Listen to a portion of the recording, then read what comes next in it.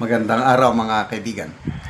Bigyan natin ng reaction, opinion ngayon itong post ni Toto Gonzales. Tungkol ito sa nangyari kay Ombudsman Boying Rimulya na binawi niya yung kanyang utos na susulat siya kay Senate President Soto para ipadismiss si Senator Villanueva nang dahil sa 2016 na ombudsman order na madismiss siya from being a lawmaker. Ngayon, nakuryente siya dahil hindi niya alam. Matagal nang dinismiss yung kaso na yon ni Ombudsman Martires. Ito, Rimulya's incomplete staff work made him ignorant. Kakahiya naman yung tawagin ka, ombudsman ka, tawagin kang ignorant. Ignorant about records at the Ombudsman Office.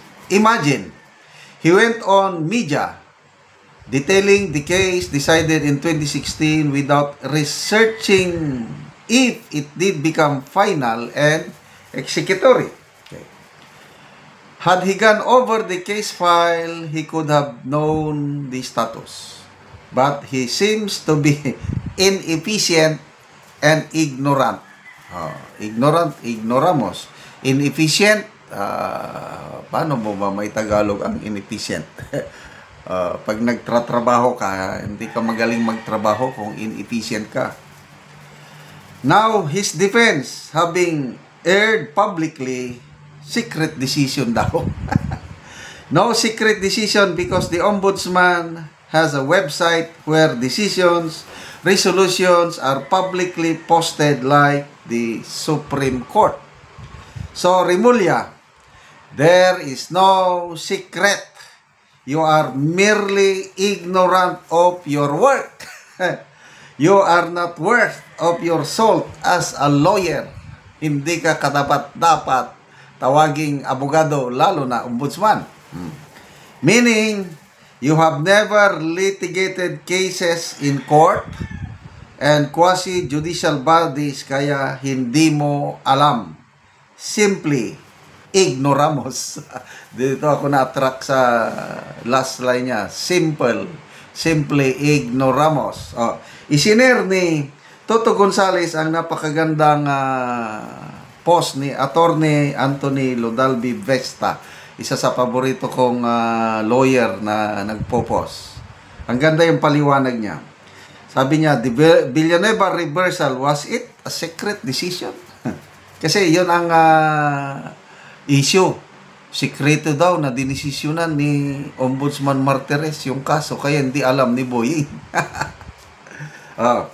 The recent discussions about Senator Villanueva's case have raised questions about whether the 2019 reversal of his dismissal was a secret decision. But the truth is simple. There is no such thing as secret decision in the office of the Ombudsman. Every action taken there follows a clear legal process. What makes a decision valid is due process, not a media coverage.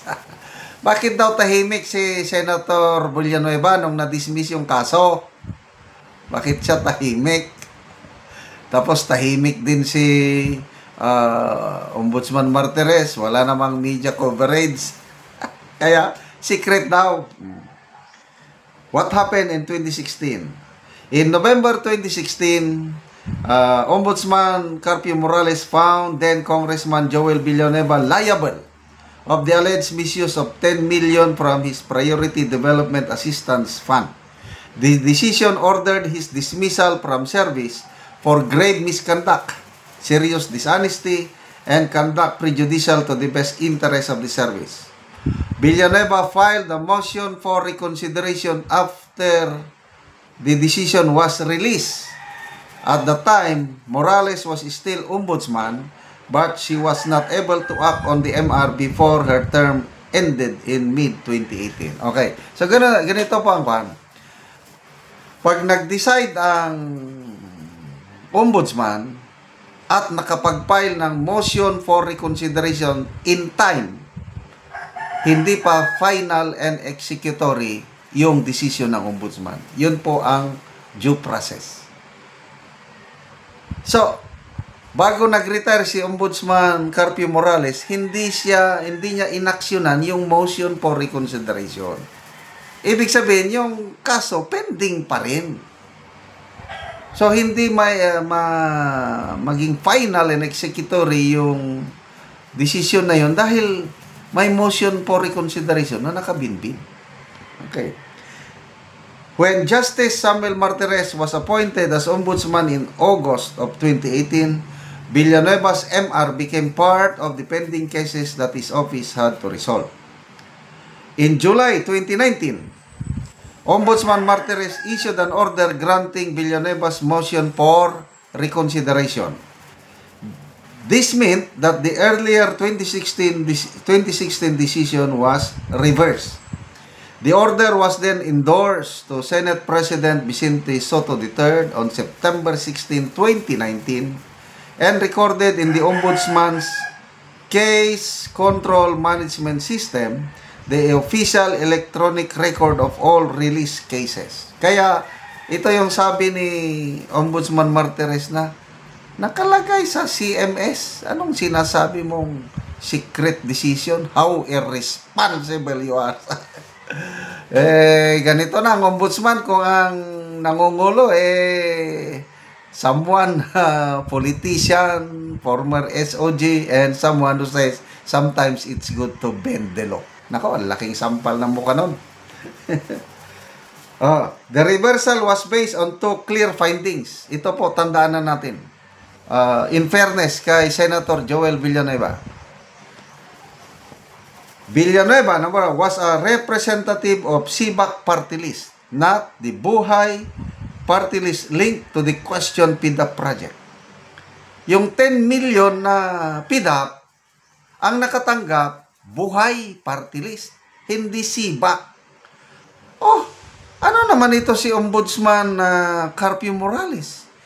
Mag-decide siya na i-dismiss yung inaakusahan niya na i-dismiss, hindi naman member ng Buhay party list. Ano ba yan? Dismaya. Number 2, the NBI found that the signatures appearing in the documents were not of Villanueva's. Because of these findings, the administrative and criminal cases were dismissed for lack of evidence. Oh, very clear. So, inulit ko, naniniwala ko, hindi naman santo si Senator Villanueva, kaya lang itong mga akusasyon sa kanya, lalo na flood control, paninira lang yan, political persecution, harassment. Kasi, tumulong siya kay Vice President Sara Duterte sa impeachment proceedings. Salamat mga kaibigan sa inyong pagsubaybay sa ating channel. Nakakatulong kayo ng malaki sa tribong Talandig ng Bukidnon dahil ang income natin sa channel na ito pantulong po sa tribo. Namimigay tayo ng libreng yero at pako sa tribo para makapagpatayo sila ng mas maayos na tirahan. Panoorin nyo ang video na ito. Lansang ulit yan. Ipalagtar no. Lansang no.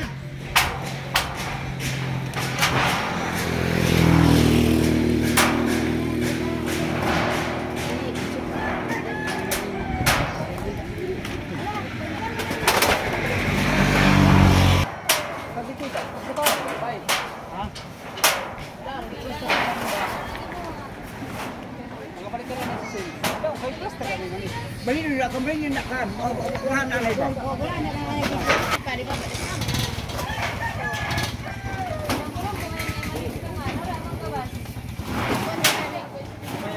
Uy, kaya kainan. Uy, salamat. Ginuubay ka. Panalangin manigil sa ito. Sigla pa. Bisa sarap yung pagkasawa. Panalangin.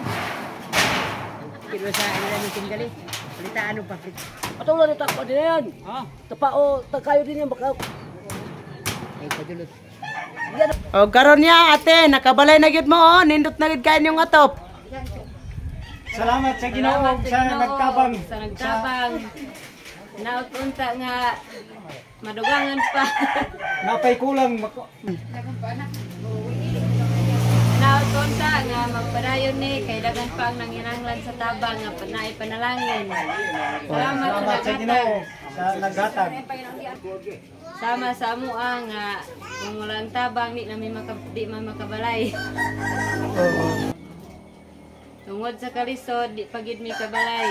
Sa daghan among trabaho, mangurnal mi, di kami makapalit og sen kay igo ra ipalit sa konsumo. Oo, lagi. Kabalay gid mi kay nay sinya hinabang. Nay panalangin. Panalangin, salamat sa Ginoo. Oy, sige, salamat kayo ya, te. O, nindot na gid kayo ang ilang atop.